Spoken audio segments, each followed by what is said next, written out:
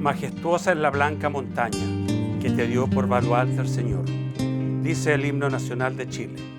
Y efectivamente, la cordillera de los Andes encierra hermosos parajes y grandes riquezas. Sin embargo, también comporta esfuerzo humano, sacrificio e injusticias para los trabajadores y trabajadoras a lo largo de su historia. La faena en altura, y particularmente en la minería, implica serios riesgos y peligros para la vida y bienestar de hombres y mujeres que laboran en remotas y hostiles condiciones, siendo afectados en una diversa gama de su integridad humana. Nuestro cobre, la carne de la pampa, enclavado en la tierra colorada que vive allá en el norte. Empapado. Los impactos más evidentes son aquellos que afligen la salud física y psicológica. La exposición prolongada a la altura geográfica tiene serias consecuencias cuando no se toman las medidas de prevención adecuadas. Hay un envejecimiento prematuro. Genéticamente tal vez estaban condenados a ello, pero a los 70 años, no a los 45, ¿no es cierto?, como está ocurriendo en este entonces. Lo que a mí me pasa en este momento es que he sentido, digamos, bastante cansancio en mi cuerpo, el cual me siento a momentos que como que me siento agotado, no puedo a veces dormir, ando con la parte muscular, como que tuviera bastante cansancio. Y me he dado cuenta que pierdo a veces la noción del... No me doy cuenta de lo que estoy haciendo. Esa pérdida de memoria a corto plazo, ¿ah?, que hemos advertido en nuestros trabajadores, y naturalmente nuestras esposas se dan cuenta de eso, ¿no es cierto?, de esa pérdida del que voy a hacer más rato, o más rato voy a llamar, o que hice hace un rato atrás. I got more involved as we discovered that working at high altitude, and by that we mean above 3,000 meters, not just working but also living above 3,000 meters while they were there, it became clear that people were suffering symptoms as a result of that. And then as we explored it in more detail, we met doctors and we met lawyers who had already accumulated experiences trying to deal with this. And it was so much an experience similar to what we had gone through in Canada with occupational disease, a different set of exposures that caused it, but the same kind of scenario that drew us in and drew me in to become more specifically involved when, subsequent to the exchange, the free trade exchange, my union, through its Humanity Fund, started building exchanges with mining unions here based in Chile. Primeros años empecé con síntomas de insomnio, no podía dormir, en los turnos nocheras dormía 1 hora, y yo acá dormía como niño y llegaba a faena y no podía dormir del primer día. El año 2015 amanecí con un dolor al pulmón. Esto fue un día viernes y yo por mis medios me conseguí un vuelo el día miércoles a las 6 de la mañana y me trasladé a Santiago por mis propios medios con mi mujer. Llegamos a Santiago, lo primero que me vio la doctora Carrasco de Santiago en la Universidad de Chile. Le pregunté qué es lo que tenía, entonces ella me dice, yo te voy a decir lo que te dio a ti. A ti te dio una trombosis pulmonar, es lo mismo que se te ha ido el coágulo al cerebro, me dijo, y quedó como el Cerati. Si el coágulo de sangre se iba al corazón y todo muerto. Empezó a salir unos miomas en el cuerpo. Y los miomas aparecieron, según lo que los exámenes se dijo, de que eran producto del exceso de los glóbulos rojos. Y la falta de oxigenación que yo tenía, y el cual de los metales pesados que también fueron el que me encontraba hasta arsénico en los exámenes generales que me hice. Nosotros hemos hecho algunos estudios en una población de 4.300 metros y hemos encontrado que personas que tienen residiendo en un trabajo intermitente de más de 6-7 años tienen todavía trastornos de mal de montaña en alrededor de un 35%. Ahora, el otro efecto que también es nocivo y que a veces compromete la vida del ser humano es el edema agudo pulmonar de altura, ¿ya? Que se da en todas estas faenas de sobre los 3.500 metros. Un sujeto que duerme sobre los 3.000 metros tiene deterioro de la calidad de su sueño. En trabajadores que hemos hecho polisomnografías en los 3.200 metros, hay cerca de un 17% de trabajadores que no tienen fases 3-4. Eso habla de que al día siguiente ese trabajador va a tener efectos en su calidad de su desempeño laboral. Es decir, la altura, ¿ya?, produce alteraciones no solamente físicas, sino que psíquicas, y por lo tanto afectan el rendimiento humano. Y esto hace de que tengan alteración, ¿cierto?, y tengan mucho más alteración de su condición de salud, ¿ya?, y tengan mucho más riesgo de tener accidentabilidad. La accidentabilidad en personas, en vehículos y de gente con apnea del sueño es 6 veces mayor que si usted no tiene apnea del sueño. Eso es un hecho, 6 veces mayor. Que ya se sabe que esta hipoxia, que es crónica intermitente, tiene una relación de causalidad con la hipertensión, de causalidad. Hay estudios canadienses donde mencionan de que basta tener un 12, un 13% de la noche con saturaciones bajo 90 para tener más prevalencia de hipertensión. El sujeto, al dormir en hipoxia, genera mucho más adrenalina, ¿ya? Y al generar adrenalina, aumenta la glucosa.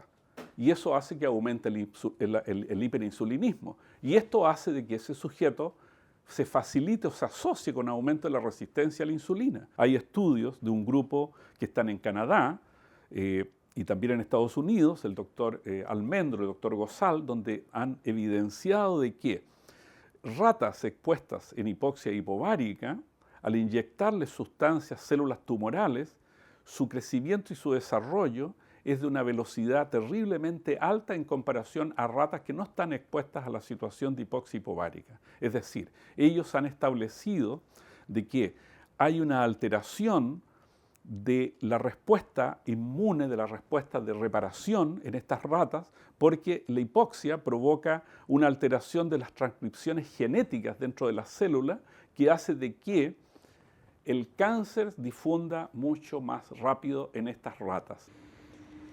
Pero además hay otros factores en la altura que van más allá del problema del oxígeno. La altura supone una exposición a 2 características climáticas, meteorológicas de peso. Una es un aire más seco, 2, una mayor exposición a la radiación ultravioleta, es decir, los problemas de piel y los problemas que se asocian a la sequedad del aire, es decir, problemas en la piel, problemas respiratorios.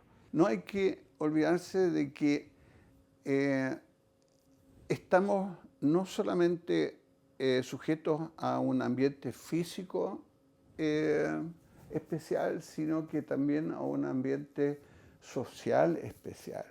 O sea, si un grupo de gente está reunido y aislado del mundanal ruido, o sea, de su familia y de sus amigos, etc., se producen situaciones especiales que redundan por lo general en un elevado nivel de angustia. Gente que tiene que salir en forma intermitente de su lugar de residencia para residir en campamentos en altura. Y eso nos lleva a todo un ámbito fundamental de la salud de las personas, que es el ámbito psicológico y el ámbito social de la salud. Es decir, lo que podríamos decir el ámbito psicosocial del trabajo. Más de un 10% de la población tiene algún elemento nocivo que le ha generado perturbación física, mental, psíquica a los trabajadores. No es, y no llama la atención, por ejemplo, que en el psiquiátrico de Antofagasta hayan tantos trabajadores que están internados.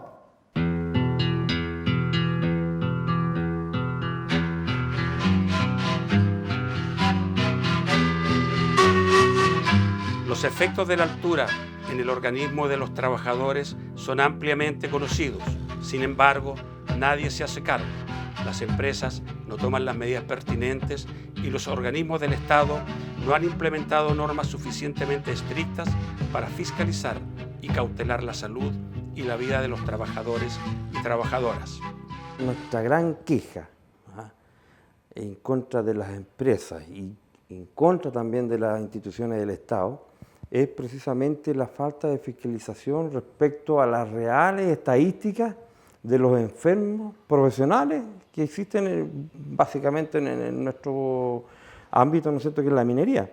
Todos sabemos que hay empresas que prefieren, frente a un accidente, frente a una enfermedad, tal vez pagar de manera particular a clínicas o a profesionales para no figurar en los archivos, ¿no es cierto?, como estadísticamente como que poseen un enfermo profesional. Y no es secreto para nadie, ¿no es cierto?, que estas empresas hasta ahora han podido evitar esas estadísticas simplemente mejorando los finiquitos de los trabajadores. Me derivaron a la ASH y allá se me diagnosticó y me dijeron que no, incluso tengo el documento, con timbre de todo de la asociación, el cual me pasaron como que era un accidente de trabajo. Y no fue accidente de trabajo, sino que fue esto producto de lo que me estaba pasando. Y hasta hoy día, digamos, no se ha hecho presente con ninguna actitud de apoyo a lo que yo he hecho. Todo esto ha sido apoyo porque yo tengo, digamos, gastos que yo he generado, los viajes a Santiago, todo lo que me ha generado en este momento ha sido de mi costo. Estuve incluso en la lista de despido que se realizó hace poco con los trabajadores y estaba desvinculada de la empresa. Y fue toda la gestión que realizó el sindicato para poder seguir con mi tratamiento, que era lo más importante, que ellos valoraron ese aspecto. Y hoy se le agradece a toda la gestión de los compañeros que son los dirigentes. Naturalmente las empresas y los médicos que han sido, yo diría, contratados por estas empresas para generar esa nebulosa y no aceptar de que esas apneas son producto, ¿no es cierto?, tanto del trastorno metabólico que genera la falta de oxígeno, como el dormir menos de 5 horas al día. Y uno de los grandes desafíos es, por ejemplo, que los exámenes de salud se declaran como exámenes de altura, pero en el fondo son solamente exámenes que tienen que ver con el estado de salud general, que es lo mínimo, pero hay que tener presente que a igual estado de salud usted puede soportar la altura o no soportarla.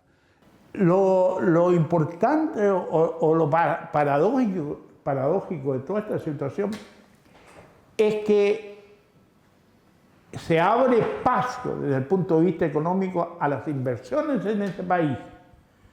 Llegan grandes capitales de las multinacionales a operar en este país para la extracción de cobre y la extracción de minerales. Sin embargo, no existe la política de hacer inversión en cuanto a el estudio de estos factores que generan una situación complicada en los trabajadores. Y el Estado abre las puertas, pero sin ninguna consideración en relación a lo que significa la protección de la salud, de los accidentes. A las empresas multinacionales no les gusta que le cambien las reglas del juego. O sea, ellos se instalaron, encontraron un país diezmado y quieren entonces seguir funcionando diezmado. Hay senadores que se han puesto al servicio de las multinacionales, hay expolíticos que con su staff se han puesto al servicio de las multinacionales, recabando la mayor cantidad de información para negar la necesidad de reconocer este derecho.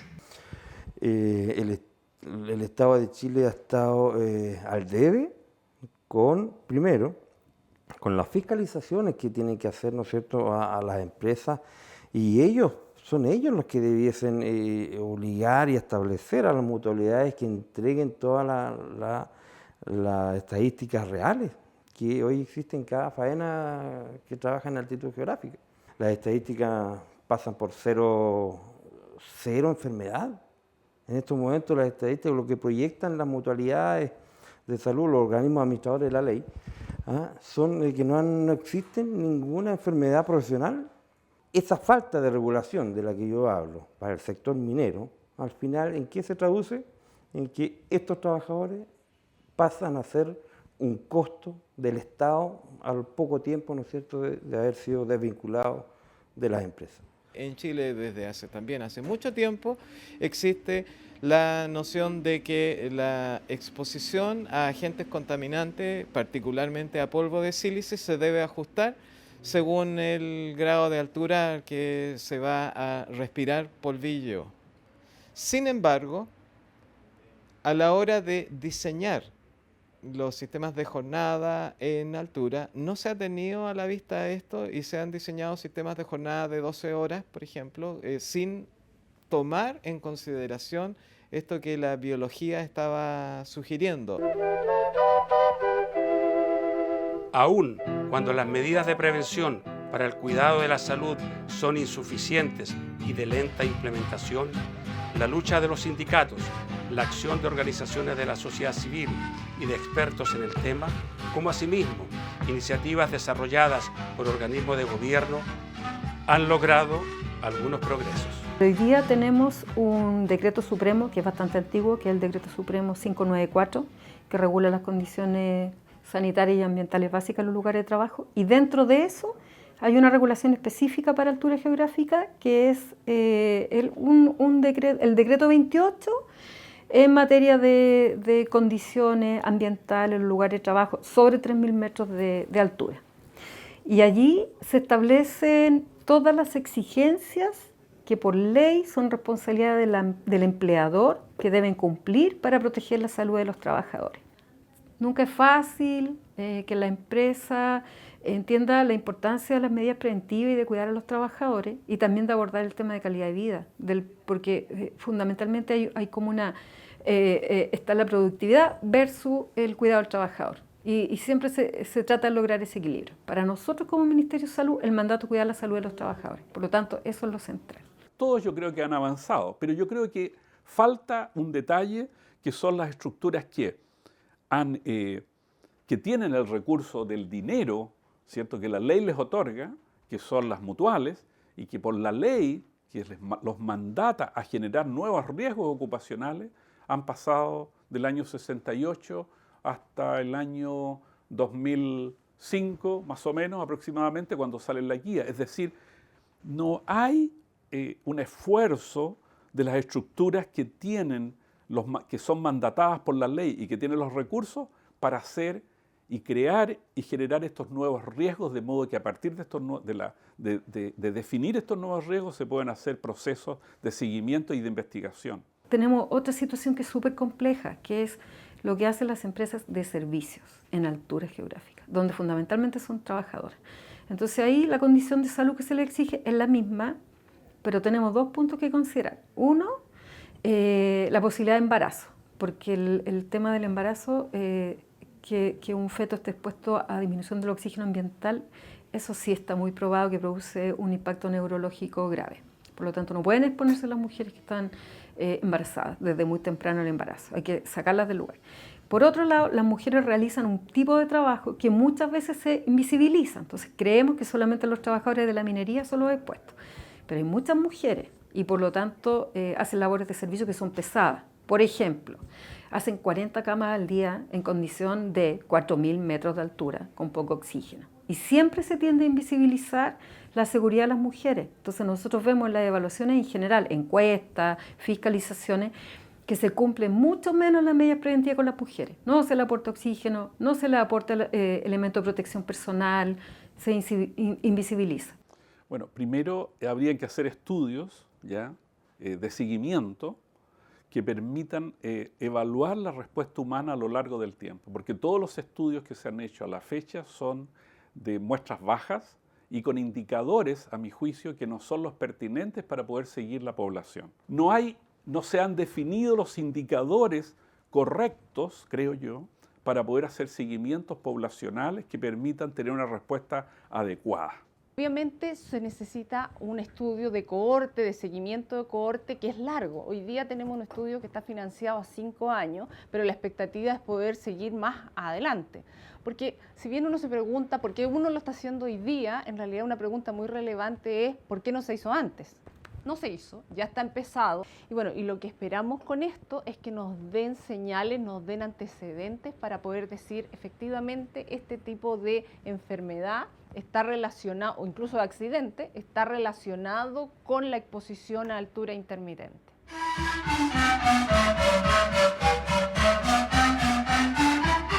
Enfrentar hoy la compleja problemática del trabajo en la altura geográfica es urgente y requiere de normas y fiscalización efectiva.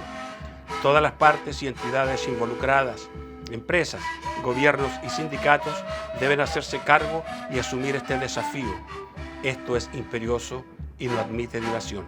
Y andamos buscando el camino que nos permita, sin lugar a dudas, que conversando este tema con los Steelworkers de Canadá se nos ha abierto la puerta para que efectivamente iniciemos todos los procesos de denuncia de esta situación. Entonces lo que queremos es efectivamente que podamos avanzar hacia una legislación nacional que reconozca la situación del trabajo en altura. Hasta hace un tiempo atrás los trabajadores eran despedidos por las empresas solamente por el hecho de que la mutualidad de salud los consideraba no aptos. En ese sentido, la regulación que hemos logrado, la modificación al Decreto Supremo 594, a través del Decreto 28, permite hoy que el trabajador que se vea considerado, ¿no es cierto?, no apto para el trabajo en la altura, la empresa tenga la obligación de reubicarlo en un puesto donde no signifique, ¿no es cierto?, mayor deterioro. Pero ¿qué es lo que se puede hacer en toda esta cuestión? En primer lugar, saber de que al menos sobre los 3.000 metros tiene que haber, a mi modo de ver personalmente, suministro suficiente de oxígeno. El oxígeno se puede suplementar a través de aumentando la presión o aumentando el porcentaje de oxígeno en el aire. La otra cosa importante es de que si hay falta de oxígeno, se producen, eso se sabe, más radicales libres. ¿Qué es lo que hacen los radicales libres? Siempre alteran la conformación de moléculas o incluso las pueden destruir. Entonces, ¿qué hace el organismo para neutralizar esos radicales libres? Tiene los antioxidantes. Lo que sería mandatorio es de que todas las grandes faenas en altura tuvieran un huerto, un invernadero, donde las aguas servidas pueden ser recicladas con vistas a cultivar frutas y verduras frescas. ¿Frescas por qué? Porque si son frescas tienen un alto poder antioxidante. A nosotros nos interesa que los lugares donde se duerme, ya sea de día o de noche según el sistema turno, tengan condiciones mínimas de oxigenación, pero también, por ejemplo, de ruido, porque cuando hay ruido molesto, que a uno no lo deja con hipoacusia, pero le impide dormir, también es un impacto importante en la salud. Por lo tanto, hay temas de la oxigenación que debe estar disponible para los trabajadores, la humedad que disminuye mucho arriba, la temperatura que debe haber en los lugares donde se duerme.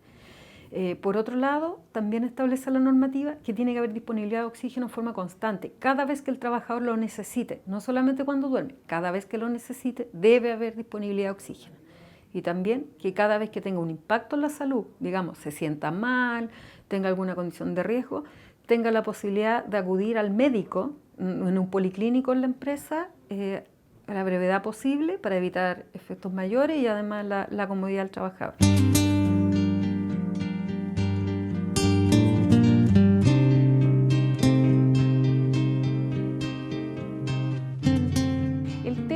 bien todos los movimientos sindicales en el área de la minería son fuertes, todos lo sabemos, son importantes y qué bien que así lo sean, el tema de seguridad y salud en el trabajo muchas veces va quedando de lado. Porque, ¿qué es lo que se estila negociar en las negociaciones colectivas? Son más bien relacionados a temas de remuneraciones, de bonos, incentivos, etcétera. Y el tema de seguridad y salud en el trabajo ha ido quedando de lado y ojalá que cada vez tome más relevancia por parte de los actores sindicales, que es esencial. Es importante considerar fortalecer este otro componente de una acción en salud pública, que es la acción de los propios interesados. Entonces, la pregunta que hay que hacerse es cómo se puede fortalecer la acción, la intervención en este tema de parte de los propios trabajadores y trabajadoras que están involucrados. So there is progress. There has been progress in the recognition, but the conditions haven't changed. Even though there is a law that says that workers should be able to sleep below 3,000 meters so that they have sufficient oxygen, there's widespread failure to comply with that and pressure by employers to not have to do that. Despite we know that this has happened to thousands of workers, almost nobody has ever been compensated for their ill health and what's happened to them. That's curious. Why is that? And I think what this project will do is bring together all the critical pieces, the experiences of the workers themselves and their families, what they're going through, the evidence from experts, medical and legal experts here and other parts of the world, confirming that yes, this is a problem that needs to be resolved, and will lead to ultimately some final changes and, most importantly, enforcement of the law. I mean, more than any other country in recent history, Chile has witnessed what happens when you don't enforce the law in mining in particular. We saw that with the collapse of the San Jose mine. And what we're seeing happening with miners who work at high altitude is that same kind of disaster evolving at a much slower speed.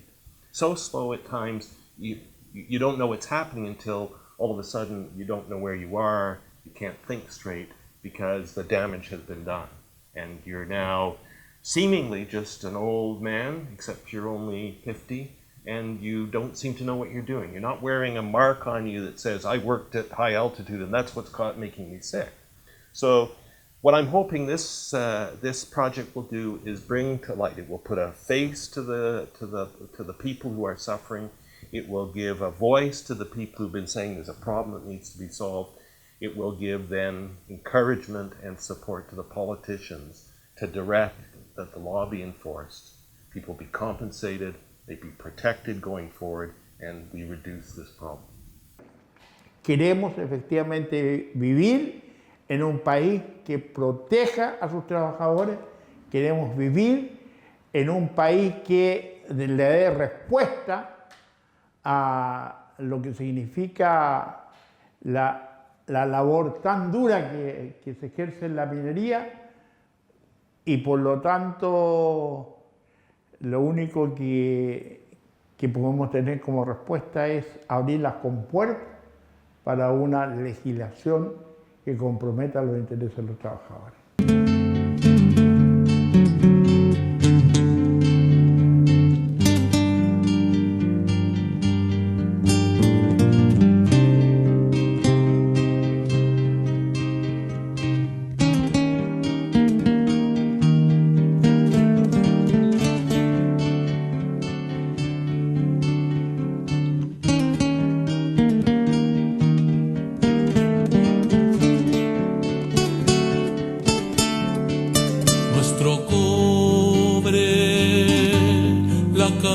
De la pampa,